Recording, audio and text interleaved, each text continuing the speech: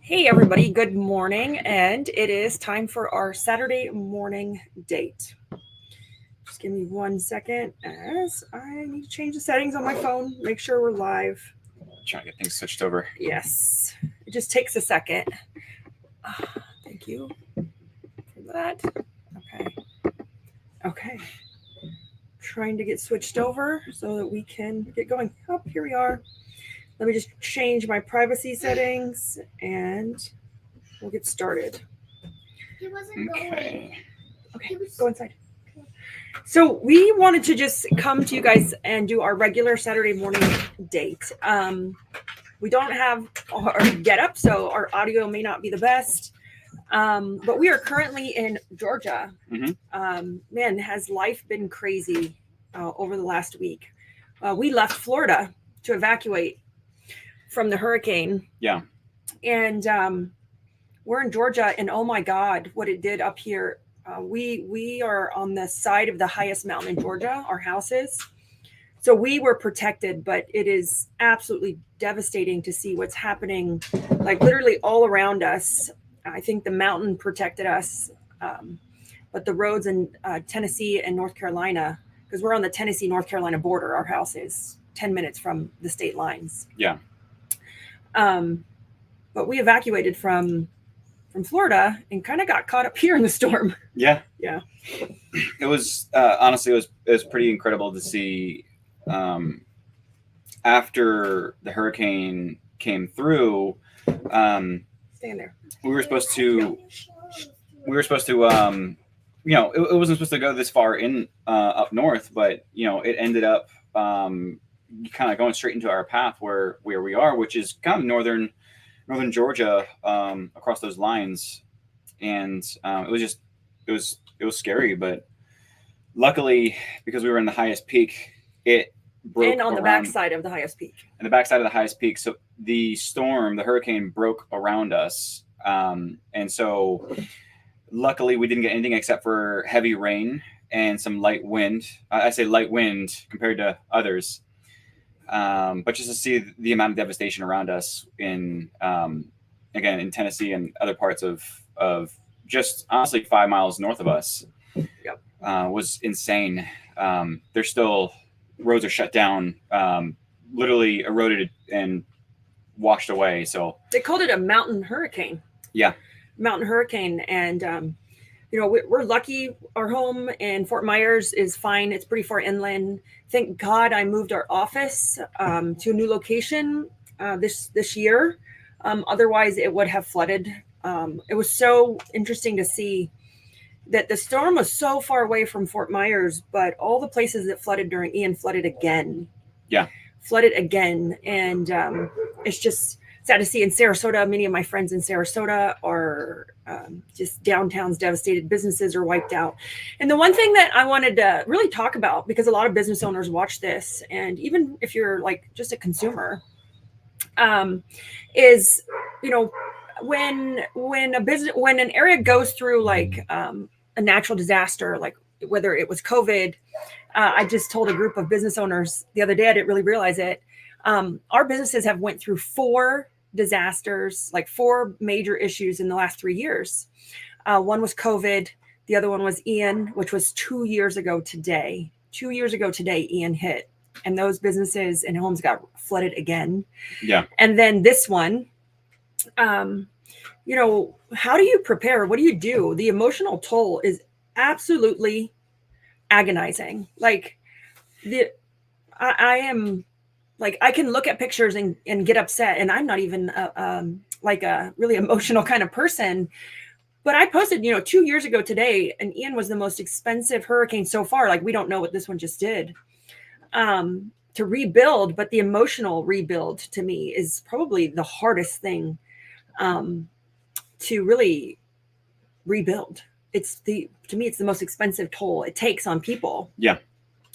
But as a business owner, how do you prepare? Like, you prepare your home and you get supplies, you can evacuate. But as a business owner, you have employees, you have responsibilities, you have customers. And it's just, absolutely like overwhelming to think you have that personal thing to prepare for kids, homes, pets. Like we brought our 2 dogs. We had a giant dog in our car.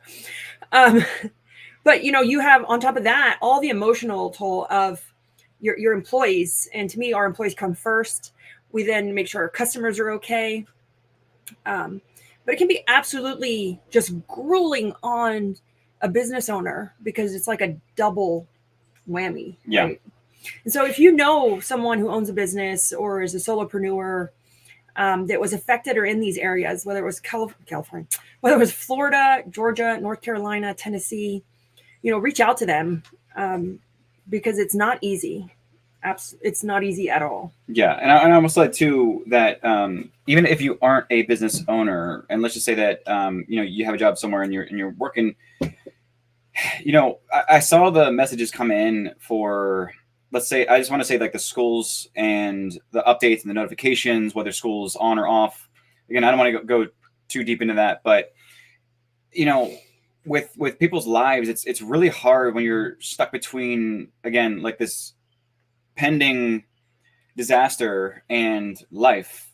Like, how do you manage through that when you don't really get updates until last minute on what to do, and then you're trying to decide, should I continue going through the motions of the day-to-day through life until somebody says something, or do I have to break away and actually do something before I've been given direction?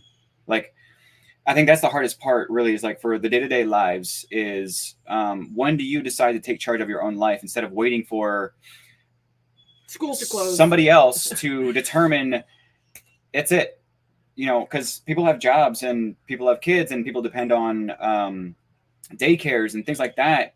But everybody's hanging on like, and I've noticed this, is that everybody's hanging on by a thread until the very last minute. And then from there, it's pure chaos because now they don't have time to prepare for anything because everybody's doing the exact same thing.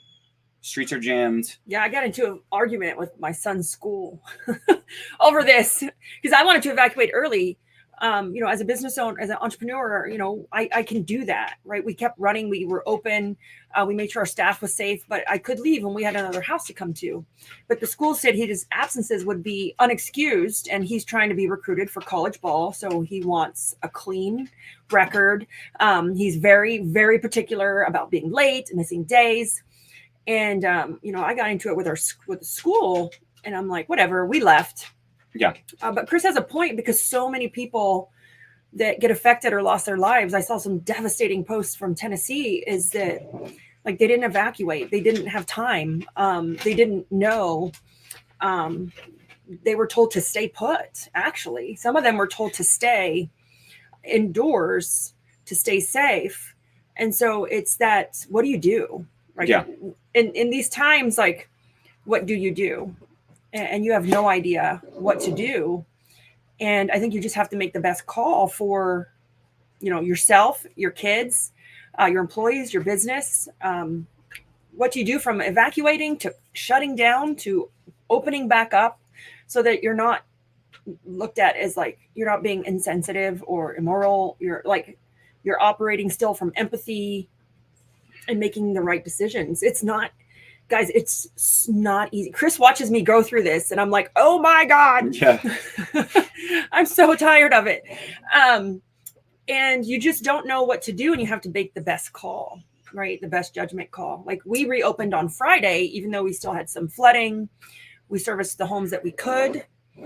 And with Ian, again, it was 2 years ago today. We were only closed 2 days. 2 days. I said, I'm going to make a shirt because I said, we don't need power to clean. Everybody's like, how are you going to clean without power? I'm like, the good old fashioned way with a broom and a rag. And we carried water. I went around and we carried water and jugs, like you name it. We didn't need power to clean. The 5-gallon, fill them up. And my cleaners were like gung-ho, boots on the ground. We donated cleaning. We cleaned like 3,000 hours for free. Because I just needed them to work and to know that they were appreciated and they needed to make money. Yeah.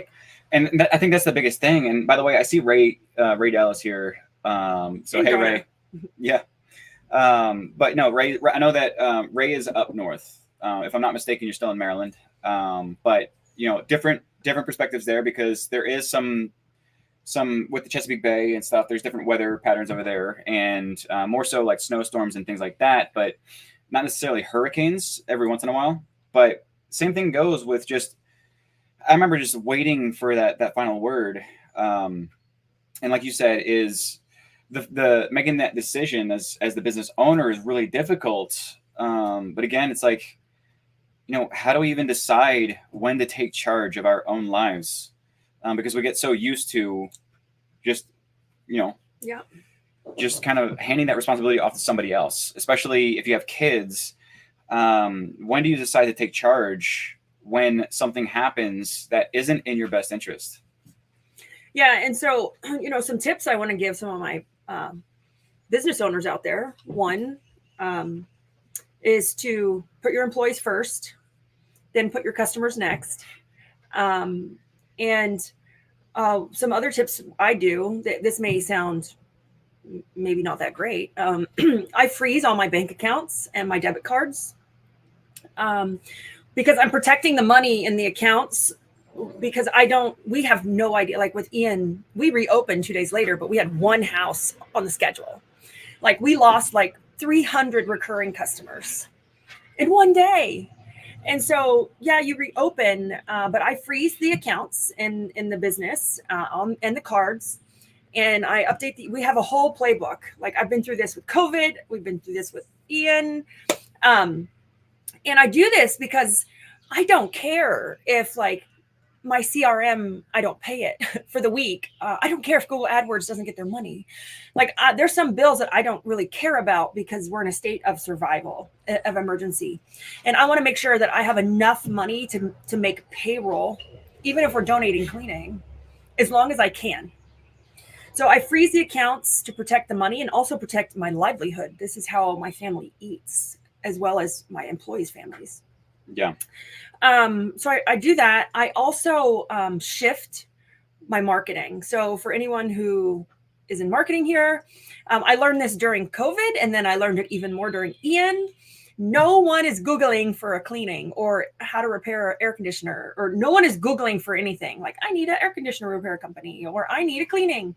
Nobody is. Every single person in the world is on social media, especially Facebook. I'll be honest with you. Uh-huh. The entire storms as it was coming through, I was refreshing my Facebook feed and typing into the search in Facebook for hurricane and then city name, or hurricane and whatever, or storm surge, whatever, because I wanted to see if it was an hour or more later, I didn't want to see it. I wanted the latest. I wanted the updated, because I know that people are recording videos. I want to see live action. I want to know what's happening. And so for me, that was me. I'm pulling up the spaghetti models and all that stuff. So for me, that is how I navigated the hurricane, the storms, and I mean, that was my lifeline, to be honest. I know Libby's about to pull something up here, or looking for something, but for me, that was my lifeline, was social media, just in terms of like what's going on and what's the extent of the damage. How are people doing? I know that Joanne up 2 hours north from us, or is it 3 hours? 2 hours. 2 hours got hit pretty hard, and honestly, that's what I was looking at more so than Fort Myers after we found that it was starting to shift. Yeah, I was like, oh my God, where's Joanne? Yeah. So again, it was not just about me, but it was also other areas. Just seeing how it's progressing through different cities. I was glued to it. Yeah. So back to a couple of the tips for my business owners out there. If you're navigating through that, remember, freeze your accounts, watch your money.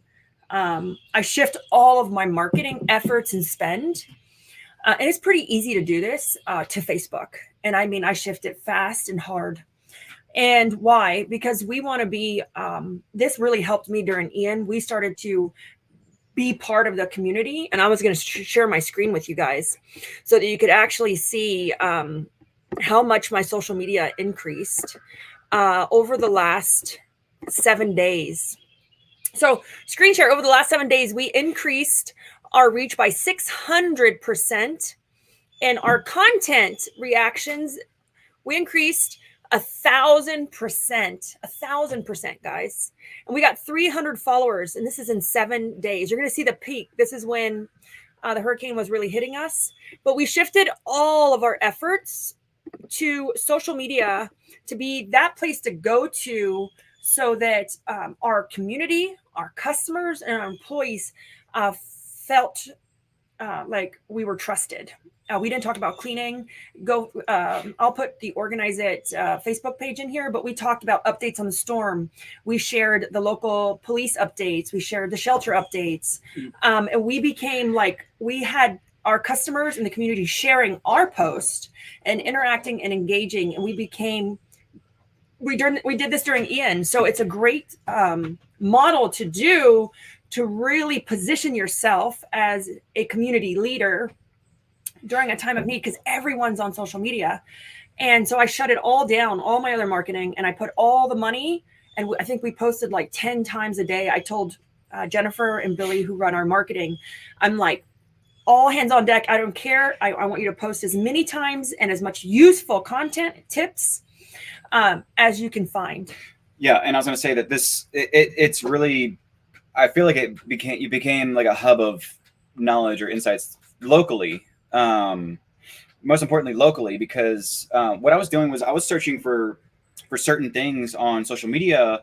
I was going with our local police department and other things, because I noticed that they were refreshing and updating and posting almost every hour or every other hour, which was really, really helpful. So I think that, with Organize It, it was also super helpful to be able to drop in or push those updates every hour, every other hour, just to keep it top of mind. Because I noticed that there was a lot of, if I search for something on Facebook, there wasn't really much popping up, because I think everybody was kind of in the thick of it. I noticed that it was kind of salty for me. People were pushing reels that were from 6 years ago of flooding in some random location, nothing to do with the hurricane. And I was kind of frustrated with it. Yeah. Because I'm like, oh my gosh. And then we were like, wait, no, that footage is 4 years old. Yeah. And so that it was really salty. But with Organize It, just having the updated information, and more so a neutral party that gave the information locally, was huge. Because it just kind of helped get it in front of people when they needed it most. Yeah. And so we talked about freezing the accounts. We talked about shifting your marketing and being like, I think I spent like, I was running 10 ads. They were $100 a day, but you have to remember, it was only for 2 days. So I spent very little money, but we got a huge uptick in social media, a huge uptick in followers, content shared. And it's not like how to clean your house content or a discount. It was, here's the local emergency numbers. Here's the local update. We became a hub of all the sources needed to keep your home safe and yourself. Not clickbaity at all. It's clickbaity at all. Giving as much helpful information as possible. Yes. So it was kind of like a go-to place, inspirational, and then also tips, how to prepare. Here's a checklist. And then the other big tip that I want to give to people listening, for my business owners, is you have to have a cancellation plan in place, because you're going to get a ton of cancellations in your business. You don't want to lose that income. You can't afford to lose that much income, because you don't know how many days you're going to be closed for. So canceling is not a skip is not an option. So you need a reschedule plan. Hey, no problem. Like, we're going to reschedule you to Saturday, to Friday. You need a reschedule plan so that you can get that revenue in on that monthly basis. It's supposed to come in, because if they skip, it could be a whole nother month, right? You're missing that much revenue. And for a business, right, for your employees, it can really cause a lot of issues if everyone's skipping out of fear. So have a skip/cancellation plan in place, and i.e. start coaching them upfront your customers and your employees. Like, hey, stay safe. Don't worry. We're watching it. We'll keep you updated. Like, hey, don't worry. We're going to be open on Saturday. We plan to be open on Saturday. And do I know if we could open on Saturday? No, but we say we plan to move everyone that was on Thursday to Saturday. Like, no problem. Like, we don't even talk the word skip or cancel. It's a dirty word during this time. And you don't know if you can, but that's fine. I'd rather take that chance than allow all of these people to cancel or skip the jobs that were scheduled. Because again, our employees, we need that revenue. We counted on it. And business doesn't care that a hurricane hit. It keeps evolving and it keeps moving. And so have that plan in place. And go ahead. And I wanted to give some perspective real quick because after thinking about it from the employee's perspective, when you have a business, is that skip, if you just, again, in terms of like the office just allowing it to happen, it's like getting, like for most companies, what they're set up is like 10% of that employee's income that they were expecting for that week is now vanished, gone. They can't get it back, which I think is a scary thought when you think about, when they're working to help provide for their kids, especially during something where they're going to have to spend more money to help prepare. Do you know how much money it costs us to prepare? And so you're having to spend more money, but getting again less money on your paycheck. And so I think this is a really important topic to not just succumb or give in to whatever comes at you. It's to fight to keep that on the schedule. Again, every single skip being 10% of somebody's paycheck that they need to pay for toilet paper, for water, for gas. I don't know. For me, it just shocks and that's my why mind. And some people may say like, oh, like, who cares, there's more important things happening right now. But in the grand scheme of things, it's really important to keep the business going. It's got to keep the momentum. You got to have a skip and a cancellation plan. I just saw a Cape Coral business shut their doors. They posted yesterday. They just don't have the money to rebuild again after the second hurricane. It was an ice cream shop. And I mean, it's devastating. And that's what happened. You have to have a plan in place so that you can come back fast. And I want to talk about the comeback now, right? And for the businesses that just sit there and wait for the stuff to pass and you don't lean into your community and be a part of that community and help them, it's going to be a very hard recovery. So we talked about freezing accounts. We talked about shifting marketing. We talked about being that beacon on Facebook of resources to really be helpful and just lean into like, hey, we're here. I did a video and it got thousands of views. And my video was only like, hey, we're a local company. We went through Ian2. We know how you feel right now. And we're here to help you. Like literally that's all my video said for Organize It. And it got a ton of traction because I was relating to them and it was empathetic and I do know how they feel. But my last tip is, well, I have one more. Make sure you coach your employees and your customers. I said that before, but coach your employees and customers leading up to it. Talk to them, engage with them, let them know you're watching it, let them know you care, let them know we would never put anyone in danger, but we would still operate like normal until we feel that it isn't safe. So make sure you're coaching them through the whole time. I did videos to the organizing staff every day, like, we're like, hey, we're here. Like everything's good. We're still going to work. No problem. Because like Chris said, you're at risk of, one, you have PTSD from the last hurricane or last trauma. You have to go spend more money to prepare for a hurricane, right? Go spend more money. And then you're at risk of not making as much money. I saw some substitute teachers say that school was closed and they're like, great, I'm missing 2 days of pay. I can't survive. It's insane. For a substitute teacher. So then they have to spend more money at the risk of not making money. And so there's a real emotional, it's a really emotional time. So make sure you're coaching your customers and your employees through it. And it's your job as the owner, visionary, to do those things, right? constant communication, constant updates. And then the last thing I want to say on this, what we've learned and what we're doing, is you need a post strategy, right? It passed. Now what? Am I just going to wait for my phone to ring, for my customers to call me, for them to reschedule? You have to have a post strategy, post disaster strategy, hurricane, snowstorm, tornado. You need a post strategy. How are we now going to take our uptick in social media, and how are we now going to help the community? What can we do? Right.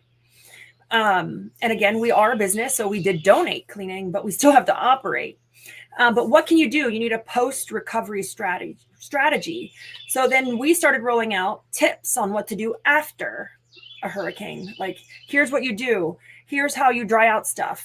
You should be checking for mold. You should be doing these things. So you need a post-recovery strategy, like a what do I call it? I don't remember. Yeah.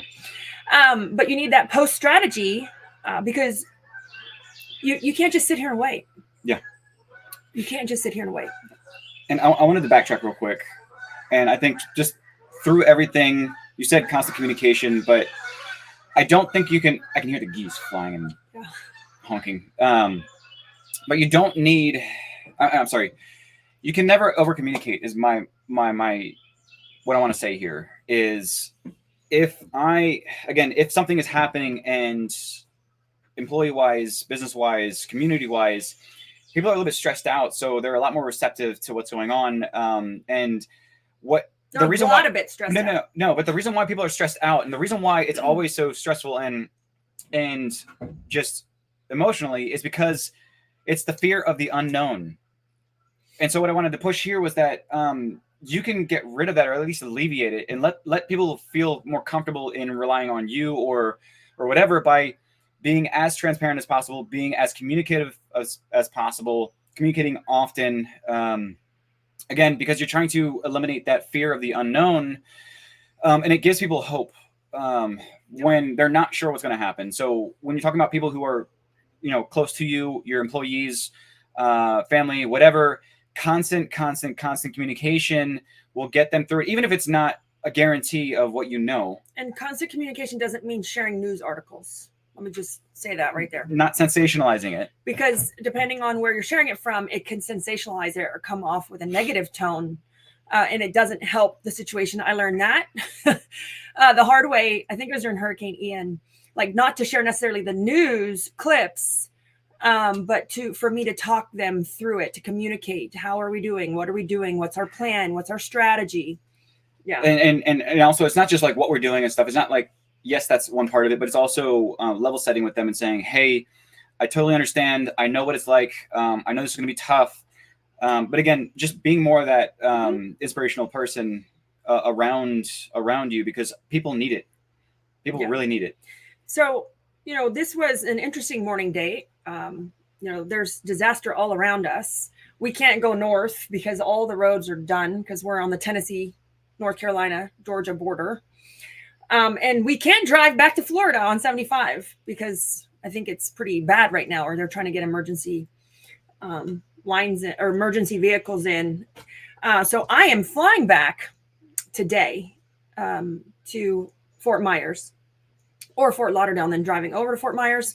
But we still wanted to come bring this information to you. Morning dates got kind of messed up during the hurricane because we didn't do a few of them because of the weather. It would have been a little bit of a neglectful. Yeah. Yeah. But we still wanted to come to you guys live and just share some tips about like what we've been through, what we see happening around us. So many businesses. And the reason I'm passionate about this is I saw so many businesses not come back from Ian. Not come back because it's just too much. It's too much of an emotional toll because it's not just my emotions. It's the emotions of our family, our kids, and then adding our employees and our staff and then our customers on top of that. It's an emotional roller coaster. So we just wanted to share some of those tips, what we've seen, the things that I do that really helped us during this. And I cannot stress it again, is to prepare. And I don't mean like hoard food. I mean prepare, like have a plan, write it down, tell your office staff where it is, have playbooks in place to help you with these. Because you may say, oh, this would never happen to me. I can guarantee you that's probably not true. An emergency or a natural disaster, or even something like COVID, a pandemic, will happen to all of us again sometime in the future. And so the ones that are who are prepared and can pivot and make adjustments fast are the businesses that really can come back from it. And I want to say one more thing here, and it's more so with like the employees, with the businesses, is that if you're a business owner, don't feel like, at least from me, my perspective, don't feel like you're burdening people by forcing them to work on a Sunday or forcing them to do whatever. To be honest, I think 90% of people would rather work or push through something, a bigger goal than themselves. If they're bought into your vision, your company, whatever, they're gonna rally together and want to help out in the whatever ways possible, or at the very least, just want to earn that income, even if it's not in the regular format. Yeah, absolutely. So that's great advice, Chris. We asked all of our technicians who could work on Saturday, and the majority of them all said yes, except for a couple who had kids who didn't have childcare. But they do, and we saw that during Ian. Like, we saw our technicians do things that we were probably not qualified to do, like haul drywall to curbs, to streets, shovel out sand with a shovel from houses. There was not much we wouldn't do to try to help our community. But we just want to wrap it up. We hope everybody is safe, dry. Keep your Florida, Georgia, Tennessee, North Carolina friends, business owners, and your thoughts, because it's not an easy time right now. But guess what? We will get through it. And what is it? Setbacks or setups for comebacks. It's a great saying.